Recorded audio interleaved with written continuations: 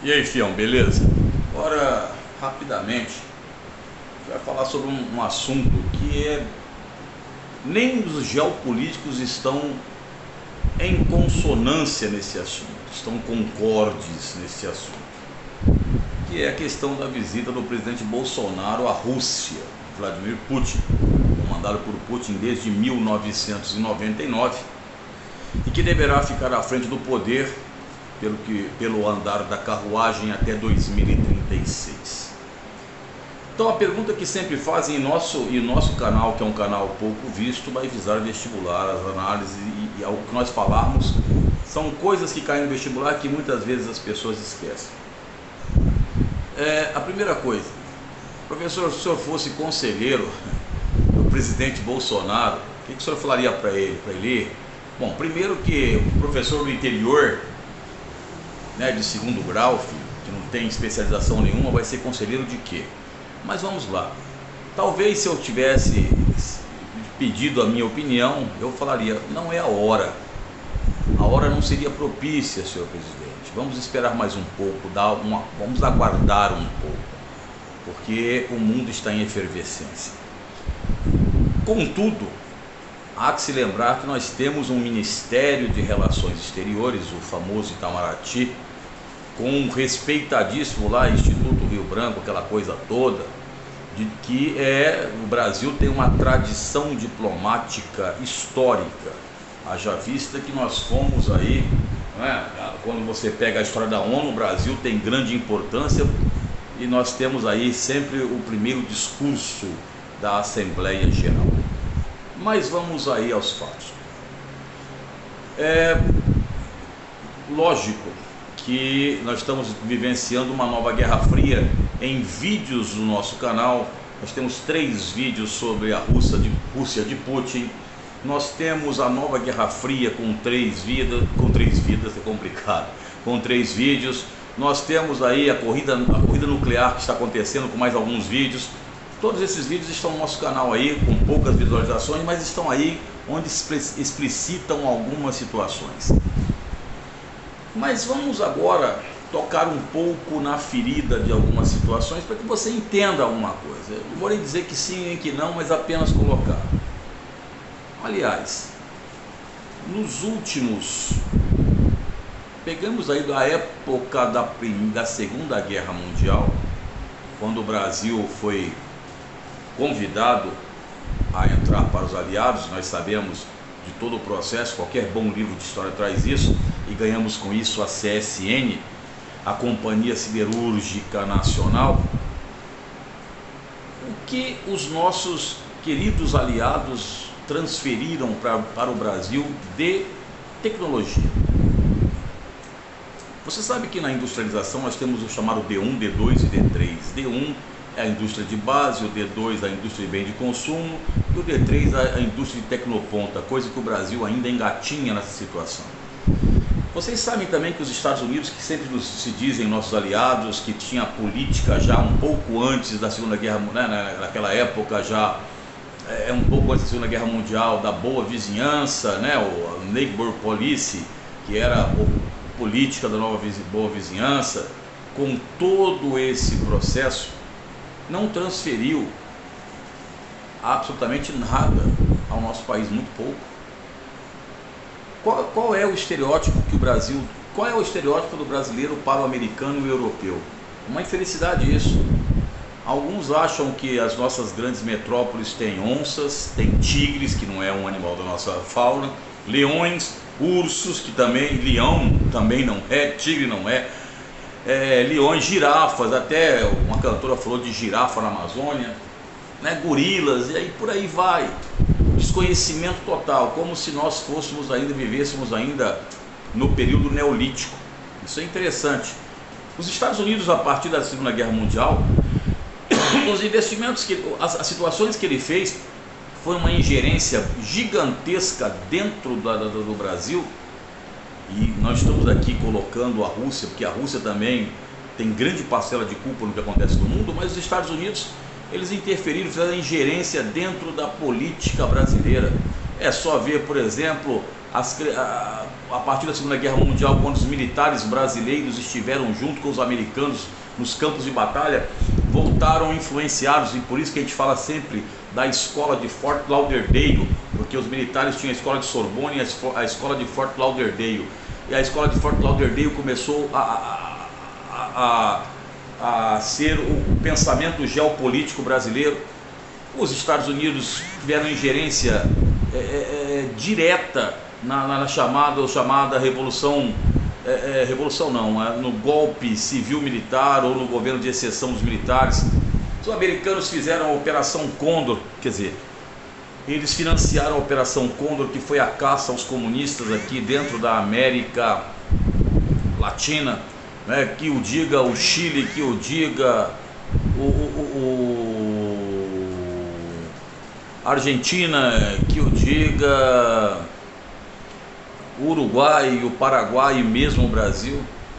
Os Estados Unidos não transferiram tecnologia nuclear, tanto é que Ernesto Geisel, na década de 1970, que talvez tenha sido um dos últimos presidentes a fazer grandes investimentos na área de energia, fez o acordo Brasil-Alemanha, que aí fez o quê?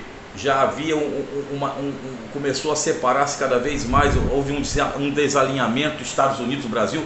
Para quem não sabe, em 1975, em pleno governo militar, o Brasil reconhece o governo de Cuba, retorna as relações com Cuba.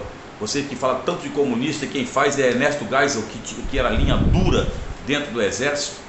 Tá bom, não era linha dura como Costa e Silva e nem como Médici, mas era um indivíduo que segundo aqueles que estavam ali sob a sua égide, o pessoal tremia quando o Geisel chegava dentro do Palácio do Planalto, com reuniões diárias com ministros às 8 da manhã. Então, filho, e a Europa? Vai aí, França, com Emmanuel Macron. Eu não vou falar a questão da Amazônia. Não, vamos passar agora a situação da... Ou vocês se esquecem, porque a memória é curta, que a Europa tem uma PAC. O que é a PAC, professor? PAC é a Política Agrícola Comum da União Europeia, que é responsável pelos protecionismos que são dados aos produtos europeus, principalmente agrícolas, e que acaba muitas vezes limitando a exportação de Brasil e Argentina. Eu sei que muita gente vai dizer que isso é bom, né, porque garante o seu produtor agrícola. E aí quando tivemos o Antifórum Global e veio aqui Monsieur Bové, não é? Que veio falar aqui, foi aplaudido, mas e aí? O que a França nos deu? A Alemanha pelo menos ainda pode falar que transferiu um pouco de tecnologia na questão de Angra. Mas o que o Reino Unido nos transferiu? O que a Itália nos transferiu? A Alemanha inclusive tem um 7-1 que até hoje não dá para engolir, né? E a Itália tem aquele campeonato roubado que eles tiveram lá em 82, com um puxão na camisa do Zico. E o Canadá? Que todo mundo fala do Canadá, mas se esquece da guerra comercial que nós tivemos com o Canadá. E isso é importante falarmos também. Quando o Canadá tinha uma empresa chamada Bombardier que concorria com a Embraer. E aí eu não me lembro que ministro que foi, se foi o primeiro-ministro ou o ministro canadense, tá aí, procura as fontes aí das revistas que você tem. Quando ele saiu para o mundo dizendo aí que o Brasil sofria, o gado brasileiro sofria do mal da vaca louca, que é o Creutzfeldt-Jacobs. E aí o Brasil provou que não, e o Canadá teve que comprar depois $1 bilhão de produtos brasileiros. A OMC deu ganho de casa ao Brasil. E os Estados Unidos, mesmo nos governos republicanos aí que colocaram grandes barreiras para o algodão brasileiro, grandes barreiras para o aço brasileiro, sem nem estar para ir para a OMC, fora as sobretaxações que eles fazem no suco de laranja brasileiro, quando o Brasil toma um posicionamento que não lhe agrade. Então, quando você faz isso, filho, você abre espaço para que outros países adentrem. Aliás, os democratas que às vezes se arrogam de serem um governo ligado à vida, que eu me lembre, posso estar enganado, porque eu sou só um professor de segundo grau, do interior, fala caipira, né? Então, vai que eu estou enganado. Mas eu me lembro que Bill Clinton, que era amigo de Fernando Henrique Cardoso, estava envolvido principalmente na operação chamada Raposa do Deserto, que foi aquela maracutaia que fizeram com o Iraque em 1998, quando o Reino Unido e a Inglaterra, o Reino Unido e os Estados Unidos fizeram ouvidos moucos, ouvidos surdos à ONU e atacaram o Iraque. Ou em 1999, quando as forças da OTAN foram ali, em comemoração aos 50 anos da OTAN, ali sufocaram a Sérvia, que deveria ser sufocada. Então, aí tem outros 500. Mas estou colocando que o Bill Clinton também se impôs.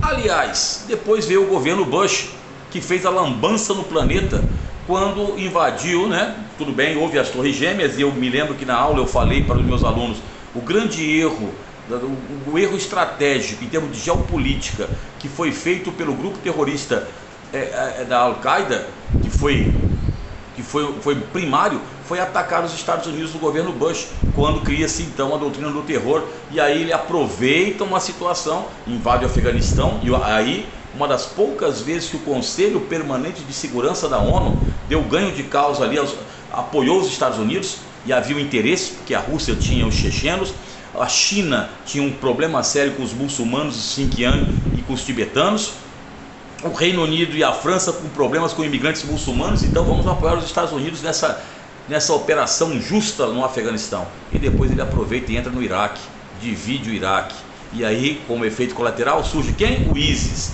e o outro efeito colateral foi a bolha especulativa de 2008. Mas aí você fala Obama, todo mundo aplaudiu. Foi uma das poucas vezes que eu vi a imprensa brasileira, desde a revista Veja até a Piauí, a Carta Capital, todas aplaudindo Obama.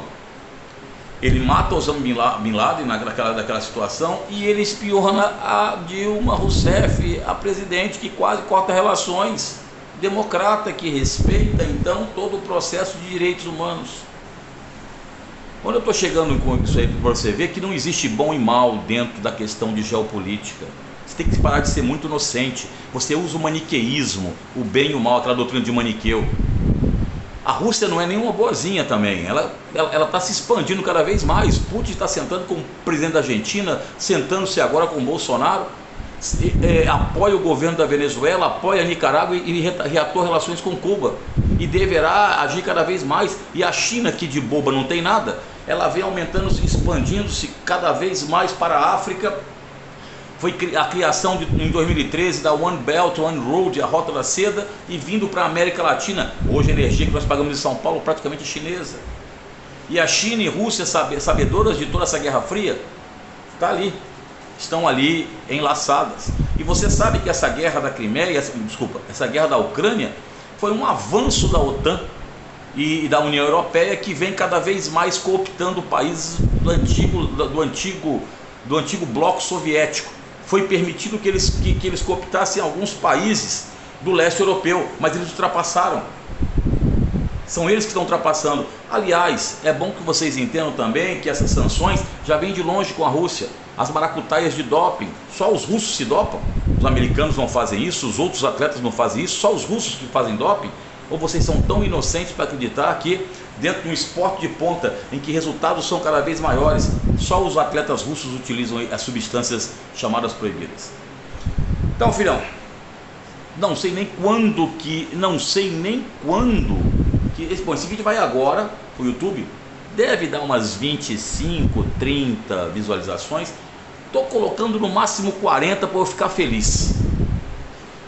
Mas agora eu e o professor Ramon deveremos fazer alguns vídeos falando sobre geopolítica mais profunda, porque às vezes as pessoas acham que nós desconhecemos isso e ficam sempre os mesmos chavões, os mesmos clichês, e aí as pessoas esquecem do que passou aí, porque muita gente joga para baixo do pano.